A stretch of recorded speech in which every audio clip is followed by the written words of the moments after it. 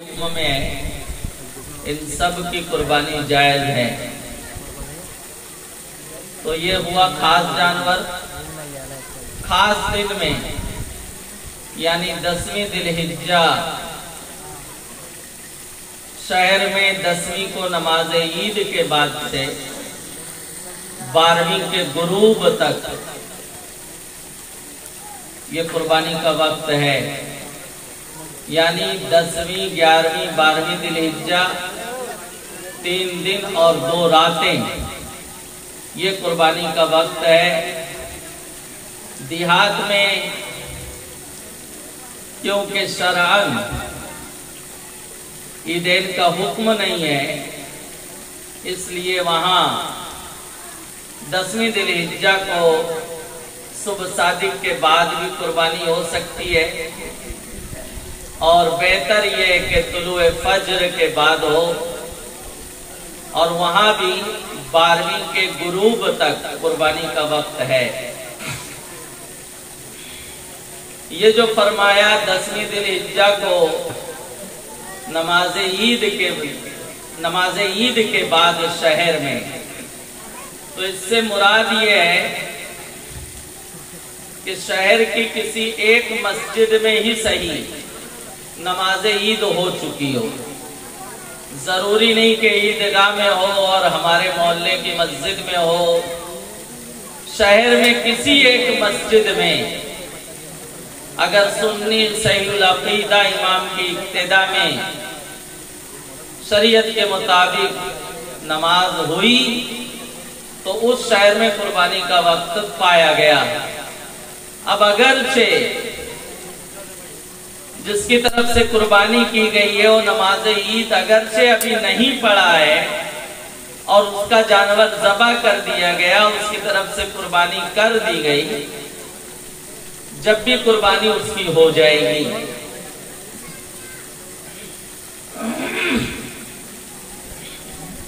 तो शहर में नमाज ईद के बाद से 12वीं के गुरूब तक रहा रात की कुर्बानी।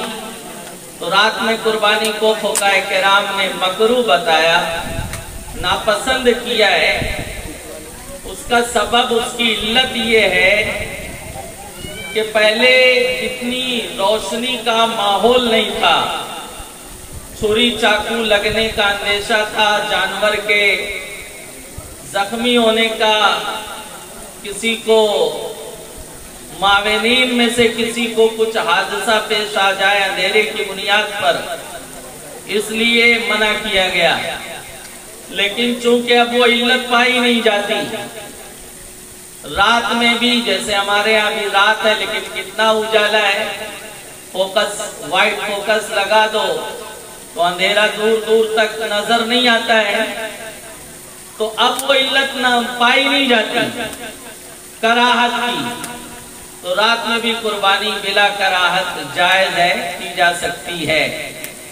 और अगर कहीं दिन में कुर्बानी करने में किसी तरह का खलफशार और इंतशार का माहौल हो, तो फिर वहां रात की कुर्बानी में कोई कबाहत नहीं होगी। तो रात में भी कुर्बानी जायज है, और मकसद अल्लाह की रजा हो। आका अलैहिस्सलाम ने फरमाया, न जानवर का गोश्त अल्लाह की बारगाह में पहुंचता है, न उसका खून अल्लाह की बारगाह में पहुंचता है, अल्लाह की बारगाह में तुम्हारी नीयत पहुंचती है। तो उसे अच्छी नीयत से करो। जानवर फरबा हो, सेहतमंद हो, इसी के साथ साथ हमारी नीयत में भी सेहत पाई जानी चाहिए। नीयत में अगर दिखावा है, कोई गोश्त खाने की नियत से कुर्बानी कर रहा है, तो फरमाया उसकी कुर्बानी नहीं होगी।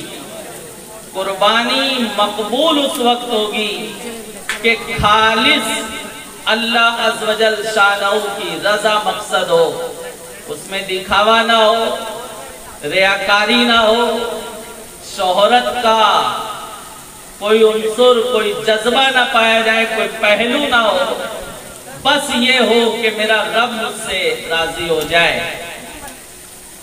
तो ये कुर्बानी की तारीफ थी। खास दिन में खास जानवर को अल्लाह की रजा के लिए ज़बा करना, इसका नाम कुर्बानी। बहुत अहम बात, कुर्बानी किस पर वाजिब है? कौन लोग हैं जिन पर कुर्बानी वाजिब है? तो पहली शर्त ये वजूद की मुसलमान हो, बहरहाल रोजा नमाज दीगर अरकान इस्लाम सब मुसलमान पर ही है। दूसरी मालिक निसाब हो। तीसरी शर्त मुकीम हो यानी मुसाफिर ना हो। चौथी शर्त आजाद हो यानी गुलाम ना हो। बहरहाल आज दूर दूर तक कोई किसी का गुलाम नहीं है। तो मालिक निसाब कितना माल हो? तो 52.5 तोला चांदी का या उसके अमाउंट का कम से कम वो मालिक हो। या तो 7.5 तोला सोना हो, ये नहीं है तो 52.5 तोला चांदी हो। और अगर न 7.5 तोला सोना है न 52.5 तोला चांदी है, दोनों थोड़ा थोड़ा है, 1.5 तोला सोना है, थोड़ी सी भी चांदी है, तो दोनों को मिलाएंगे। वो दोनों को मिलाकर अगर 52.5 तोला चांदी की मिल्कियत का माल का वो मालिक है तो मालिक निसाब होगा, उस पर कुर्बानी वाजिब होगी। चलो चांदी नहीं है उसके पास, आधा तोला सोना है, चांदी नहीं है, लेकिन उसके पास 20,000 रुपये हैं। तो अब 52.5 तोला चांदी हमने आज से तकरीबन 10 रोज पहले उसका रेट मालूम किया था, तो वो 44,000 के आसपास थी। मैं कायदा बता रहा हूं, हर दिन इसका भाव चढ़ता उतरता रहता है। तो करीब करीब इतना था, 44,000।